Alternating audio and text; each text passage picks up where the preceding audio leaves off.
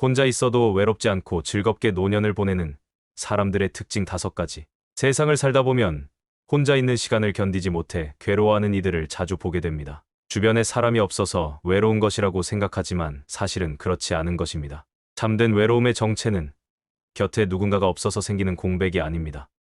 그것은 바로 자기 자신이라는 가장 소중한 동반자를 잃어버렸을 때 찾아오는 공허함인 것입니다. 젊은 시절에는 남들과 어울려 북적이는 것이 잘 사는 삶인 줄로만 알고 살았습니다. 하지만 세월의 강을 건너오며 깨달은 이치는 전혀 달랐습니다. 사람이 아무리 많아도 내 마음이 비어 있으면 그곳은 황야와 다름없습니다. 반대로 혼자 있어도 내면이 꽉 차 있다면 그 시간은 세상에서 가장 풍요로운 잔칫날이 됩니다. 노년의 고독은 형벌이 아니라 하늘이 주신 마지막 기회인 것입니다. 누구의 자식도 아니고 누구의 부모도 아닌 오직 나 자신으로 돌아갈 기회입니다. 이 소중한 시간을 외로움이라는 감옥에 가두고 한탄하며 보내는 것은 참으로 안타까운 일입니다. 이제는 그 고독의 껍질을 깨고 나와 홀로 있어도 충만한 삶의 진실을 마주해야 합니다. 일부 타인의 시선이라는 감옥에서 벗어나 자신의 만족을 먼저 챙깁니다. 사람들은 평생을 남의 눈에 비친 나를 가꾸느라 정작 속은 곪아가는 줄도 모릅니다. 좋은 옷을 입고 좋은 차를 타며 남들이 부러워할 만한 껍데기를 만드는데 여생을 바칩니다. 하지만 남의 눈에 멋져 보이는 삶이 내 영혼까지 따뜻하게 데워주지는 못합니다. 이제는 그 무거운 가면을 벗어 던지고 오직 나를 위한 만족을 찾아야 할 때입니다. 예전에 평생을 남의 이목에만 신경 쓰며 살던 한 지인이 있었습니다. 그분은 집안 형편이 어려워도 겉으로는 항상 값비싼 정장을 고집하고 화려한 모임에 빠지지 않았습니다. 남들에게 무시당하지 않으려는 몸부림이었지만 정작 집으로 돌아오면 차디찬 방에서 혼자 한숨을 내쉬곤 했습니다. 결국 그분은 평생 남의 시선에 저당 잡힌 채 자기 인생의 주인으로 살아보지 못하고 세상을 떠났습니다. 이는 마치 뿌리가 썩어가는 줄도 모르고 꽃잎에 분칠만 하는 나무와 같은 형국이었습니다. 나무가 단단하게 서 있으려면 화려한 꽃보다 땅속 깊이 박힌 뿌리가 튼튼해야 합니다. 인간의 삶 역시 남이 봐주는 겉모습이 아니라 스스로 느끼는 만족감이 뿌리가 되어야 합니다. 남들이 내가 무엇을 먹는지, 무슨 옷을 입는지, 어떻게 사는지에 대해 하는 말들은 그저 지나가는 바람일 뿐입니다. 바람은 언젠가 잦아들지만 내 뿌리가 깊으면 어떤 폭풍우가 와도 흔들리지 않는 법입니다. 지금 당장 남의 시선이라는 낡은 옷을 벗어 버리십시오. 남들이 좋다고 하는 것이 아니라 내가 보기에 편안하고 내 마음이 즐거운 일을 선택해야 합니다. 비싼 식당에서 남의 눈치 보며 먹는 성찬보다 내 집 방바닥에 앉아 내가 좋아하는 나물을 무쳐 먹는 한 끼가 진정한 행복입니다. 남에게 보여주기 위한 취미가 아니라 혼자 있을 때 진심으로 몰입할 수 있는 작은 즐거움을 찾으십시오. 내 만족이 기준이 되는 순간 세상의 평판은 아무런 힘을 쓰지 못하게 됩니다. 그것이 바로 혼자여도 외롭지 않고 당당하게 노년을 보내는 첫 번째 비결인 것입니다. 2부 자식과 손주라는 이름의 신기루에 인생의 의미를 의존하지 않습니다. 평생을 자식 농사라는 명목 아래 모든 것을 쏟아부으며 살아온 분들이 많습니다. 자식의 성공이 곧 나의 성공이고 자식의 기쁨이 나의 유일한 낙이라 믿으며 살아온 세월입니다. 하지만 자식과 손주라는 존재는 인생의 종착역이 아니라 잠시 머물다 제 길을 찾아 떠나는 손님과 같은 존재인 것입니다. 이 명백한 이치를 받아들이지 못하면 결국 노년의 삶은 끝없는 서운함과 공허함으로 가득 차게 됩니다. 주변의 자식의 연락 한 통에 하루의 기분이 좌우되는 한 노신사가 있었습니다. 그분은 젊은 시절부터 자신의 취미나 즐거움은 모두 포기한 채 오로지 자식 뒷바라지에만 매달렸습니다. 자식이 명문대에 가고 좋은 직장에 얻었을 때는 그것이 자신의 훈장인 양어깨를 펴고 다녔습니다. 그러나 정작 자식이 가정을 꾸리고 제 살 길을 찾아 멀어지자 그분의 삶은 순식간에 무너져 내렸습니다. 자식의 무심한 말투 하나에 밤잠을 설치고 손주를 자주 보여주지 않는다는 이유로 며느리를 원망하며 남은 생을 화병 속에서 보냈습니다. 이는 제 몸을 태워 남의 방을 밝혀주다. 정작 자신은 제가 되어버린 촛불의 비극과 같은 것입니다. 건물을 지을 때 거푸집은 건물이 스스로 서 있을 수 있을 때까지만 필요한 도구입니다. 건물이 완성되고 나면 거푸집은 미련 없이 해체되어야 그 건물이 온전한 제 모습을 드러내는 법입니다. 부모의 역할 또한 이와 같아서 자식이 제 삶을 꾸릴 수 있게 되면 기꺼이 그 곁에서 물러나야 합니다. 자식이라는 건물의 끝까지 매달려 있으려 한다면 그것은 더 이상 도움이 아니라 흉물스러운 장애물이 될 뿐입니다. 자식은 부모의 소유물이 아니며 각자의 업보를 안고 살아가는 독립된 인격체라는 사실을 뼈저리게 인식해야 합니다. 이제는 자식의 일거수일투족에 쏠려 있던 시선을 거두어 오롯이 나 자신에게 돌리십시오. 자식이 전화를 자주 하는지 손주가 나를 따르는지에 인생의 무게를 두지 말아야 합니다. 그들이 잘 살고 있다면 그것으로 내 소임은 다한 것이라 여기고 담담해질 필요가 있습니다.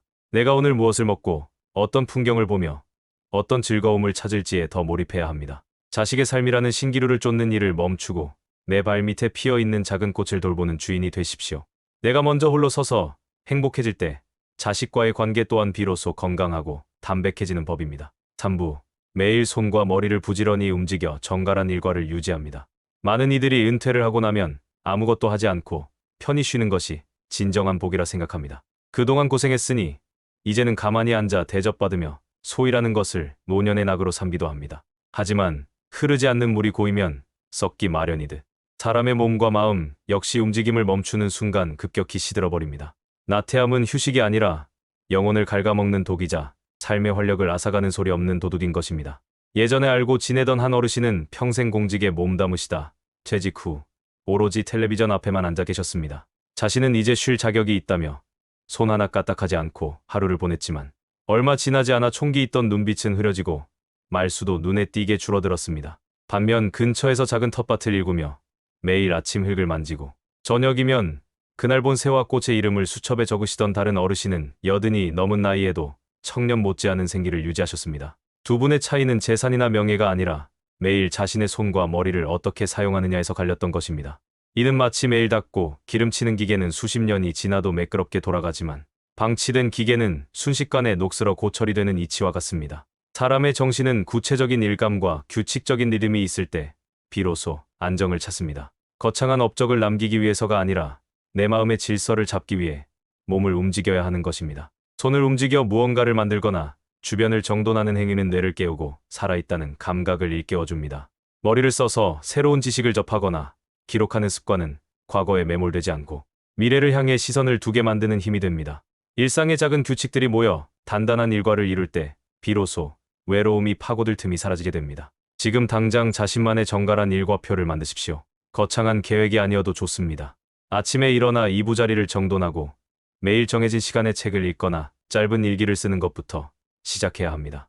손을 움직여 화초를 가꾸거나 집안 구석구석을 닦아내는 행위 자체가 훌륭한 수행이자 즐거움이 됩니다. 머리를 써서 낯선 단어를 익히거나 바둑이나 장기 같은 소소한 두뇌 활동을 멈추지 말아야 합니다. 오늘 하루 내가 해야 할 구체적인 일거리들이 나를 기다리고 있을 때 노년의 삶은 더 이상 지루한 기다림이 아니라 설레는 여정이 될 것입니다. 4부. 과거의 영광과 후회를 털어내고 오직 오늘만을 충실히 채우며 삽니다. 나이가 들수록 입버릇처럼 왕년이라는 단어를 달고 사는 분들이 참으로 많습니다. 내가 과거에 얼마나 잘 나갔는지 혹은 그때 그런 선택을 하지 않았더라면 어땠을지 반추하며 현재를 허비하곤 합니다. 하지만 과거는 이미 흘러가 버린 강물이며 아무리 붙잡으려 애써도 결코 다시 돌아오지 않는 허상에 불과합니다. 지나간 세월의 마음을 저당 잡힌 채 살아가는 것은 오늘이라는 귀한 선물을 쓰레기통에 내던지는 것과 다를 바가 없는 것입니다. 예전에 한때 큰 사업을 운영하며 이세를 떨쳤던 한 노신사를 만난 적이 있습니다. 그분은 사람들을 만날 때마다 수십 년 전의 무용담을 늘어놓으며 자신이 얼마나 대단한 인물이었는지 증명하려 했었습니다. 그러나 정작 그분의 눈앞에 차려진 따뜻한 밥상이나 창밖의 아름다운 노을에는 눈길 한 번 주지 않았습니다. 과거의 영광이 크면 클수록 현재의 초라함은 더욱 깊게 느껴졌고 결국 그분은 주변 사람들로부터 외면받는 쓸쓸한 노년을 보내게 되었습니다. 이는 마치 이미 해가 져서 어두워진 서쪽 하늘을 바라보며 떠오르지 않을 태양을 기다리는 미련함과 같습니다. 인생이라는 여행에서 가장 중요한 것은 지금 내가 걷고 있는 발밑의 길입니다. 지나온 길에 아무리 예쁜 꽃이 피어 있었더라도 그것을 보려고 뒤돌아 걷다가는 눈앞의 돌부리에 걸려 넘어지기 마련입니다. 과거의 성공은 이미 유통기한이 지난 훈장이며 과거의 실패는 이미 치러낸 수업료일 뿐입니다. 강물은 한 번 흘러가면 결코 같은 자리에 머물지 않듯이 삶 역시 매 순간 새로운 물길을 만들어가야 합니다. 지나간 일에 대한 미련과 후회를 과감히 잘라낼 때 비로소 오늘이라는 시간의 무게를 온전히 느낄 수 있게 됩니다. 이제는 왕년이라는 단어를 가슴속 깊은 곳에 묻어버려야 합니다. 과거의 내가 누구였는지는 중요하지 않으며 오늘 내가 어떤 마음으로 살아가는지가 본질인 것입니다. 어제보다 오늘 더 맛있게 먹을 수 있는 음식 하나를 찾고 오늘 처음 보는 풍경에서 작은 감동을 느끼려 노력하십시오. 지나간 영광을 추억하는 대신 오늘 내가 새롭게 배운 것 하나를 소중히 여기는 태도가 필요합니다. 어제에 머물러 있는 사람은 늙지만 오늘을 사는 사람은 매일이 새롭고 활기찰 수밖에 없습니다. 과거라는 무거운 짐을 내려놓고 가벼운 몸과 마음으로 오직 오늘만을 충실히 채워나갈 때 진정한 평온이 찾아오는 법입니다. 5부. 혼자만의 시간을 두려워하기보다 고요함을 즐기는 여유를 갖습니다. 사람들은 흔히 정막을 견디지 못해 끊임없이 무언가로 그 빈틈을 채우려 애를 씁니다. 혼자 있는 방의 고요함이 마치 세상으로부터 버림받은 증거인 양 두려워하기도 합니다. 그래서 의미 없는 텔레비전 소리를 크게 틀어놓거나 손에서 전화기를 놓지 못하며 소음에 매달리곤 합니다. 하지만 마음의 평화는 소란스러운 소음 속이 아니라 오직 깊은 고요함 속에서만 찾을 수 있는 보물과 같습니다. 어느 지인은 혼자 있는 시간의 정막이 무서워 하루 종일 라디오를 켜두고 살았습니다. 누군가의 목소리가 들려야만 살아있는 것 같다는 것이 그분의 변명이었지만 정작 표정은 늘 불안하고 초조해 보였습니다. 반면 새벽마다 홀로 앉아 차를 다리며 창밖에 어둠이 걷히는 것을 가만히 지켜보던 다른 이는 세상을 다 얻은 듯 평온한 미소를 지었습니다. 전자는 소음으로 외로움을 덮으려 했으나 도리어 공허함만 키웠고 후자는 고요를 받아들임으로써 자기 내면의 풍요를 발견한 것입니다. 이는 마치 흙탕물이 맑아지기를 기다리지 못하고 계속 휘젓는 것과 가만히 두어 찌꺼기가 가라앉기를 기다리는 것의 차이와 같습니다. 거울이 사물을 온전히 비추기 위해서는 표면이 물결 하나 없이 잔잔해야 하는 법입니다. 우리 마음 또한 외부의 소음과 자극이 잦아들어야만 비로소 참된 나의 모습을 비출 수 있습니다. 고요함은 결코 외롭거나 쓸쓸한 상태가 아니라 내 영혼이 비로소 안식을 취하며 재충전하는 신성한 시간입니다. 세상의 소란에서 잠시 물러나 침묵을 즐길 줄 아는 사람만이 타인에게 휘둘리지 않는 단단한 자아를 가질 수 있게 됩니다. 지금 당장 주변의 모든 기계를 끄고 잠시만이라도 침묵 속에 머물러 보십시오. 처음에는 그 어색함과 적막이 불편하게 느껴질 수도 있겠지만 그 시간을 기꺼이 견뎌내야 합니다. 가만히 앉아 자신의 숨소리에 귀를 기울이고 방 안으로 스며드는 햇살이나 스쳐 지나가는 바람 소리를 온몸으로 느껴야 합니다.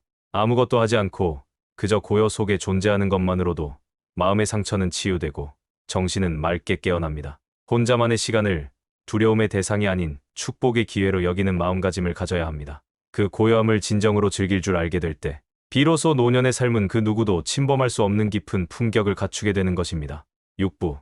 외롭지 않은 노년과 쓸쓸한 노년을 가르는 결정적 차이야. 세상 사람들은 흔히 돈이 많거나 건강이 뛰어나면 노년이 행복할 것이라 믿습니다. 물론 경제적 여유와 신체적 안녕은 삶을 지탱하는 중요한 기둥임에 틀림없습니다. 하지만 겉보기에 모든 것을 갖춘 이들 중에서도 견딜 수 없는 쓸쓸함에 몸부림치는 이들이 허다합니다.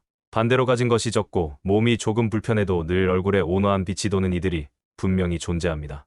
이 두 부류의 운명을 가르는 결정적인 차이는 바로 자신을 대하는 태도에 있는 것입니다. 과거에 의리의리한 저택에 살면서도 늘 불평을 입에 달고 살던 한 노부인이 있었습니다. 그분은 자식들이 자주 찾아오지 않는다고 원망하고 주변 사람들이 자신을 무시한다며 사방에 화를 냈습니다. 자신의 가치를 타인의 방문 횟수나 관심의 정도에서 찾으려 했기에 그분의 마음은 늘 가뭄든 논바닥처럼 메말라 있었습니다. 반면 좁은 방 한 칸에 살면서도 매일 아침 정성껏 세수를 하고 거울 속에 자신에게 격려의 인사를 건네던 한 노학자가 있었습니다. 그분은 낡은 책 한 권을 읽더라도 마치 귀한 손님을 맞이하듯 옷매무새를 가다듬고 정갈한 자세를 유지했습니다. 사람들은 그분의 곁에 머물고 싶어 했으며 그분 자신도 홀로 있는 시간을 더없이 귀하게 여겼습니다.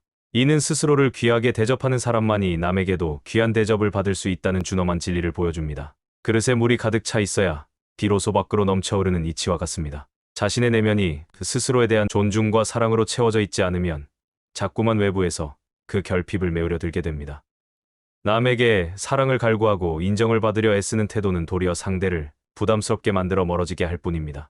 내가 먼저 나의 가장 좋은 친구가 되어주고 나를 극진히 모셔야만 타인과의 관계에서도 담백한 여유가 생겨납니다. 스스로를 귀한 손님으로 여기고 정성을 다해 대접할 때 비로소 타인의 시선에서 자유로운 진정한 노년의 독립이 시작됩니다. 지금부터라도 세상에서 가장 소중한 사람을 대하듯 자신을 보살피십시오. 집에 혼자 있다고 해서 낡고해진 옷을 걸치고 대충 끼니를 때우는 일을 당장 멈춰야 합니다. 오직 나만을 위해 정성스럽게 식탁을 차리고 가장 좋은 그릇에 음식을 담아 자신에게 바쳐 보십시오. 거울을 볼 때마다 깊어진 주름을 한탄하기보다 그동안 험한 세월 잘 견뎌온 자신에게 따뜻한 칭찬의 말을 건네야 합니다. 나 스스로가 나의 가장 든든한 지지자가 되어줄 때 외로움은 더 이상 두려운 적이 아니라 포근한 동반자가 되는 법입니다. 자신을 진심으로 존중하는 그 마음 하나가 쓸쓸한 노년과 찬란한 노년을 가르는 유일한 열쇠임을 가슴 깊이 새겨야 합니다. 7부. 지금부터 준비해야 할 혼자만의 즐거움 찾기. 행복이라는 것은 어느 날 갑자기 하늘에서 뚝 떨어지는 기적과 같은 선물이 아닙니다. 그것은 매일매일 조금씩 땅을 일구고 씨앗을 뿌려 가꾸어낸 사람만이 거둘 수 있는 수확물과 같습니다. 특히 혼자 있는 시간의 즐거움은 젊었을 때부터 꾸준히 연습하고 준비한 사람에게만 허락되는 고귀한 열매인 것입니다. 노년의 풍요로움은 통장의 잔고보다 내가 홀로 있을 때 무엇을 하며 웃을 수 있는지에 따라 결정되는 법입니다. 주변을 보면 평생 일만 하느라 취미 하나 갖지 못한 채 노후를 맞이한 분들이 참으로 많습니다. 갑자기 주어진 방대한 자유를 감당하지 못해 방황하다 결국 무기력의 늪에 빠지곤 합니다. 반면 젊어서부터 틈틈이 나무를 깎아 작은 기물을 만들거나 길가에 핀 풀꽃의 이름을 찾아보던 이는 혼자가 되어도 심심할 겨를이 없습니다. 그분에게는 온 세상이 신비로운 공부방이며 매일이 새로운 발견의 연속인 것입니다. 이는 마치 가뭄이 오기 전에 미리 저수지를 파놓은 농부와 물이 마르고 나서야 뒤늦게 땅을 파는 이의 차이와 같습니다. 인생의 즐거움은 결코 거창한 곳에 있지 않음을 알아야 합니다.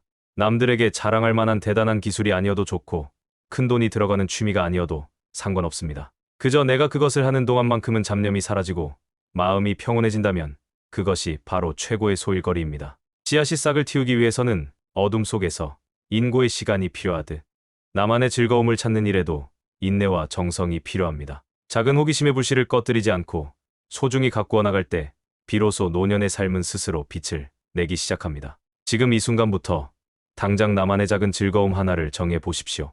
매일 아침 동네를 산책하며 어제와 다른 나무의 변화를 관찰하는 것도 훌륭한 시작입니다. 투박한 손으로나마 오늘 하루 느낀 감정을 정직하게 종이 위에 적어보는 것도 좋습니다. 누구에게 보여주기 위한 성과가 아니라 오직 나의 내면을 채우기 위한 행위여야 합니다.